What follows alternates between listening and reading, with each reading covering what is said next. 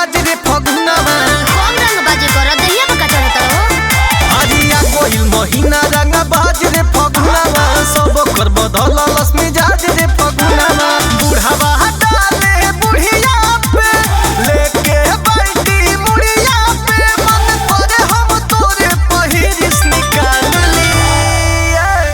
ए भौजी चल न डाल ली ए लइका हेने आवसो भौजी आइली औने गौने टीसी मिलन खोइछा अदो दुया हेर ल पइली मोलस बना बिछा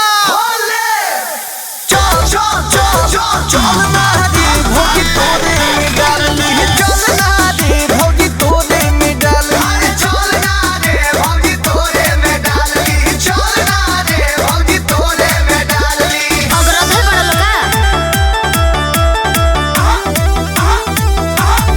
म्यूजिक बाय आर्या शर्मा अरे होलिया में भौजी बड़ी यारी चली रे अच्छा लहंगा पिचकारी पारा पारी चली रे तो गोबर डाल दे तोर नहीं कोनो होशियारी चली रे लहंगा पिचकारी पारा पारी चली रे डलही खातिर हसो मारा मारी चली रे बतलाई हां नावा का डाले लइकी पो लइका डाले लइकी पो यार चल ना ये कोरा में तोर हाल चल ली ए यार हमरा के बोले देना। अरे हट यार हमरा के बोले दे नाक रे तोरा बोले आई दे हट एक खोप में 4 कबूतर ओ में 2 गो बाड़ावा भौजी अपन पाड़ी देखैली हम देखैनी पाड़ावा रे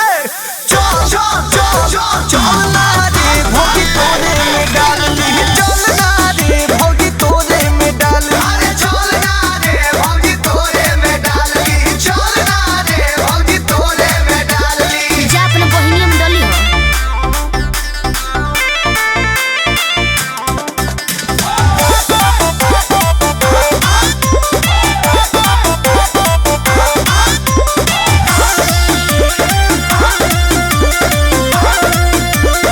आज पीक भांग बिजलिया माता वाला भइल बा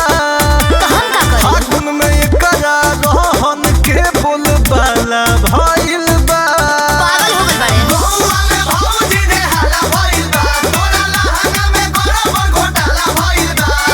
फागुन में तोर देहिया गरम मसाला भइल बा चाचा डालस चाची के खूबे नाची नाची के हंसो तोरे साथे हम हो तो कर कुछ कमाल ली अरे सर भाई मेरा हट तो हमरा के बोले देता। हट ना रे साला तेरा ही देहिया पका चढ़ल बड़े केहू झड़ावे ताल पकड़िया केहू झड़ावे इना होलिया में भौजी हमार भइल छिना